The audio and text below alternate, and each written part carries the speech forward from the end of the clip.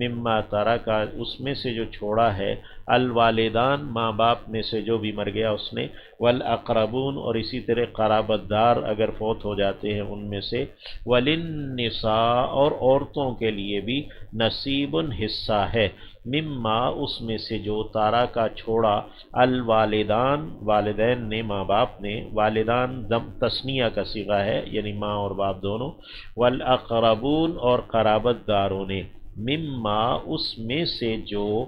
یہ من اور ما ہے، قلّ تھوڑا ہے، منہ اس میں سے،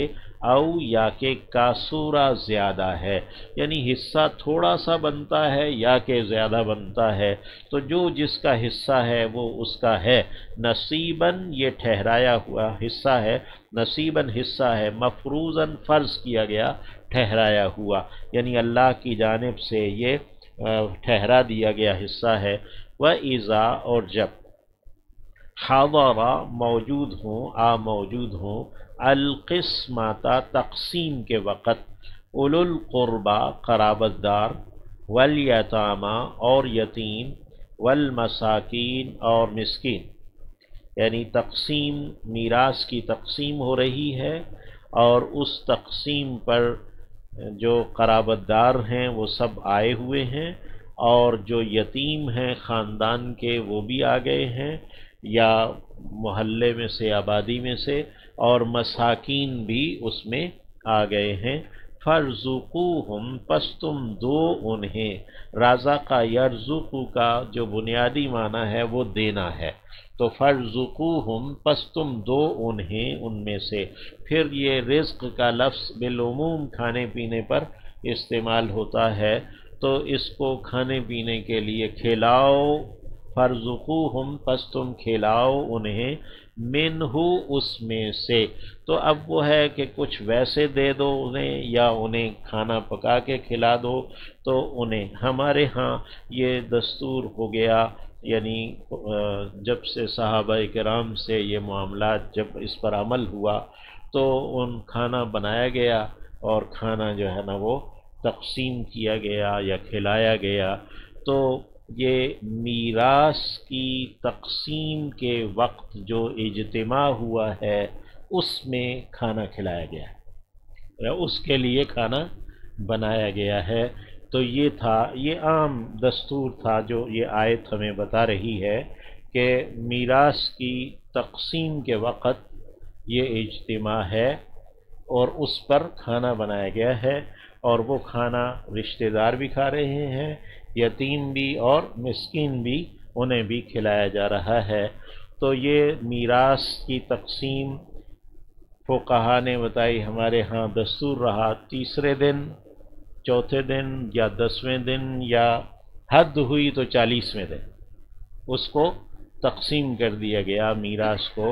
بلکہ فقہا نے لکھا کہ اگر ایسا ہو کہ جو ولی ہیں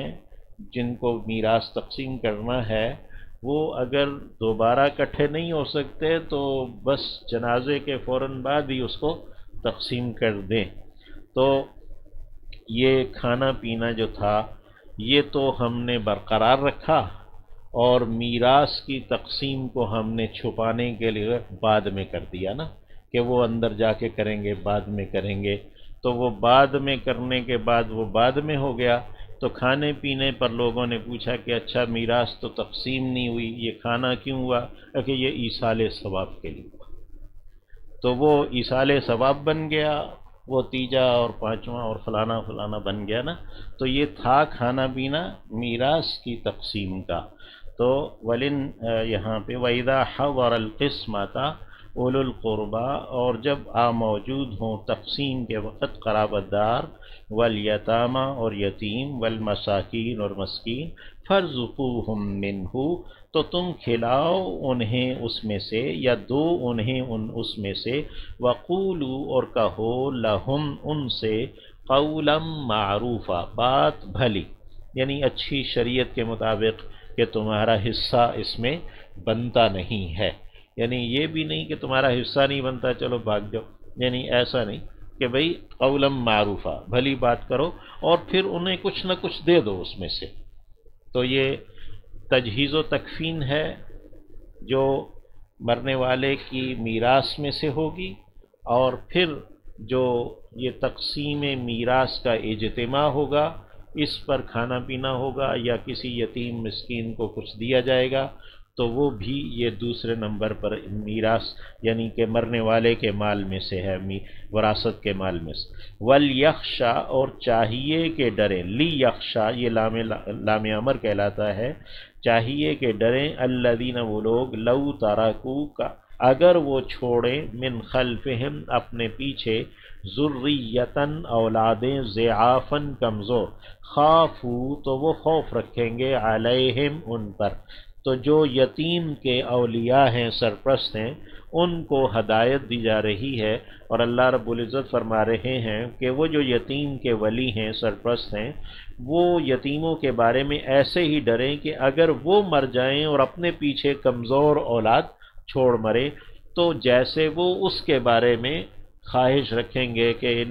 ان کی پرورش کرنے والا کوئی اچھا ہو، ان کے مال کا انتظام کرنے والا اچھا ہو، تو اس طریقے سے جیسے یہ اپنی اولاد کے بارے میں خوف رکھیں گے اور چاہیں گے، ایسے ہی وہ کسی دوسرے کے یتیم کے بارے میں خوف رکھیں اور چاہیں۔ فَلْيَتَّقُوا اللَّهَ پس چاہیے کہ وہ ڈریں اللہ سے، اللہ کی ناراضگی سے، وَلْيَقُولُوا اور چاہیے کہ وہ کہیں قولاً سدیداً بات صاف ستھری، سدید سد یا سدو، سدید سد کہتے ہیں دیوار کو، رکاوٹ کو، سدید یعنی کہ جو شبہ سے شک شبے سے جو ہے نا وہ روک دے، یعنی ایسی بات کریں جو کہ شبہ پیدا نہ کرے یا شکوک و شبہات پیدا نہ کرے، صاف ستھری بات کریں، سیدھی سیدھی سی بات ہو۔ وَلْيَقُولُوا قَوْلًا سَدِيدًا اور چاہیے کہ وہ کہیں صاف صاف بات۔ ان الذین یقیناً جو لوگ یأکلون کھاتے ہیں اموال الیتامی مال یتیموں کے ظلماً ظلم کے ساتھ، انما بس بات یہ ہے یأکلون وہ کھاتے ہیں وہ بھرتے ہیں فی بطونہم اپنے پیٹوں میں نارن آگ، بطن کی جمع بطون ہے، تو یتیم کے جو مال ہیں ان کی حفاظت اور اس کے بارے میں قوانین اور اصول و قواعد بیان کرنے کے بعد آخر میں اللہ رب العزت نے ایک حتمی جو ایک وعید تھی وہ سنا دی۔ اللہ رب العزت ہمیں یتیموں کے بارے میں یعنی شریعت پر عمل کرنے کی توفیق دے اور ان کی بھلائی کرنے کی۔ تو فرمایا ان الذین یأکلون اموال الیتامی یقیناً جو کہ یتیموں کے مال کھا جاتے ہیں ظلماً ظلم کے ساتھ، انما بس بات یہ ہے یأکلون وہ کھاتے ہیں بھرتے ہیں فی بطونہم اپنے پیٹوں میں نارن آگ، وسیصلون اور جلد ہی وہ داخل ہوں گے سعیراً بھڑکتی ہوئی آگ میں۔ سعر کہتے ہیں آگ کے بھڑکنے کو۔ اللہ رب العزت ہمیں محفوظ رکھے اس آگ سے۔